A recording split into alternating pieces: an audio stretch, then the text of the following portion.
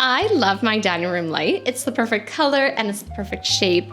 But what I don't love is every time that I look up at it, I'm completely blinded. There is spots everywhere. My husband found this light before we met, and we love a man with taste. But what we don't love is exposed light bulbs. It is absolutely criminal.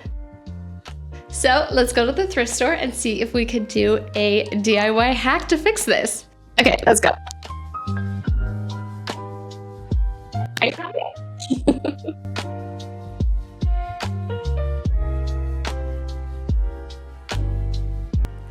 Okay, I'm back from the thrift store and I picked up these two bowls. I got this stainless steel one and this little wood one. And I wanted to put them up to the light and kind of look at the size and scale and see which one I like better. So starting with the wood one, it is smaller, so it's gonna make the room a lot darker because it's kind of holding in more of that light. But I like the warmth of the wood with the red fixture. I think that's a good combo. And then the stainless steel one is a good size. I like the size of the bowl with the light. And it is brighter in here because it is diffusing the light more and reflecting off the metal. But I think if I do this one, I do want to paint it. So that's gonna be a little bit more work because I'll just have to scuff it up and spray paint it. So I don't know, I like them both. Which one would you use? Okay, so I haven't decided yet, so I'm gonna just move forward with both bowls and we'll decide later. On the wood one, I'm using a marker to place my first mark, and then I'm lining it up with the cutting mat. Then I move the mat out of the way and I drill that hole. I repeat the process and I'm using the cutting mat to really help me find the even quarters of the bowl. And I'm doing one hole at a time so each one is perfect. And make sure to move the mat before you drill because you don't want to ruin your mat.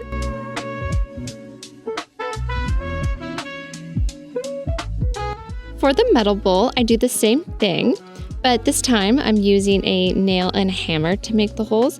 So for the first one, I'm marking the spot by tapping the nail with the hammer to make a little guide.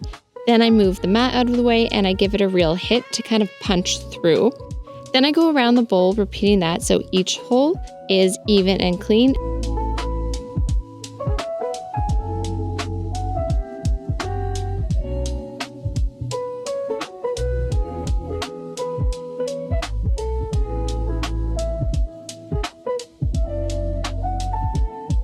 With a 180 grit sandpaper, I gave a quick scuff to the metal bowl so the spray paint has something to grip onto. Then I took it outside and I gave it a coat of this 2-in-1 red paint and primer, and I let that dry for about 30 minutes. I really wanted a maroon wine red moment, but I could not find that color in a spray can anywhere. Eventually, I found this maroon one. So after the first coat dried, I went in with a second coat using that. So I left my bowl to dry, and then 5 months later, I was like, oh, it's still dried. Oopsies. I had to order some supplies, and by the time that everything arrived, I was already deep into other projects. You know how us creatives are. But I'm not gonna let this end up in the graveyard of unfinished DIYs. We are getting this done today. I really like how the paint dried. The texture gave it this hammered metal finish. Here's the plan. I have this ring which is gonna go around the light socket, and then I have these S-hooks which is gonna attach to the ring. I start by adding 4 split rings into the 4 holes that I made into the bowls.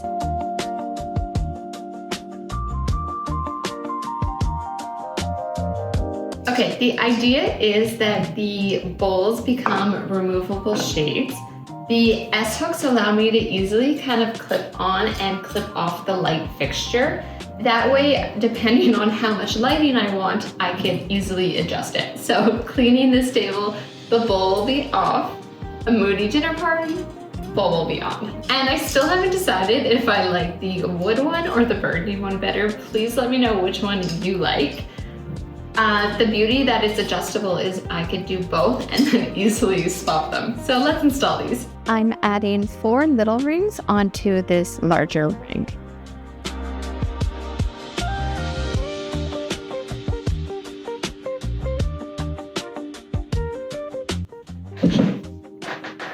Okay, so now I'm going to install the large ring onto the light fixture. So I'm just going to take out the light bulb and just place it on top there.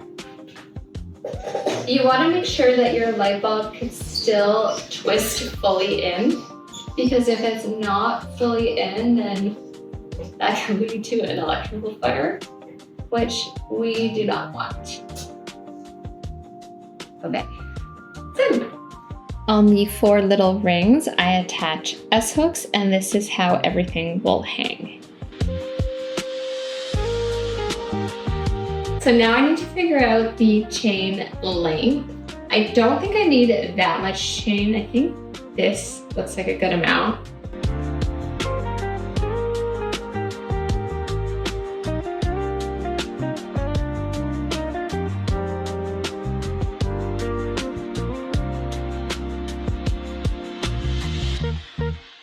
It's all coming together. So with the S-hooks, I'm attaching the rings to the chain.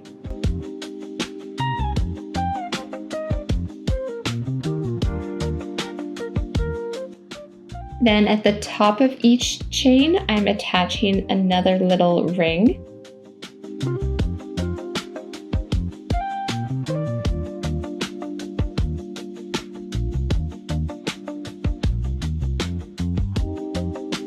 Now I should be able just to hook it on. We will see. I do think it's gonna be a little too long, but let's see.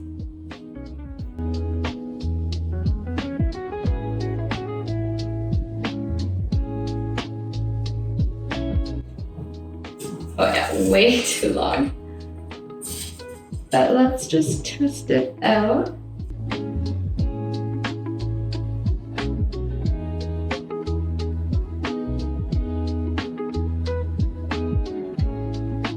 Okay,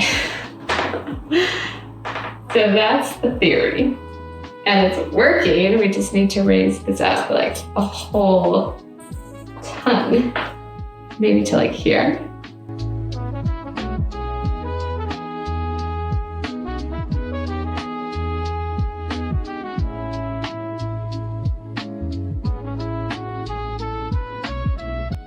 Okay, I think that's perfect. I just have to cut it to length.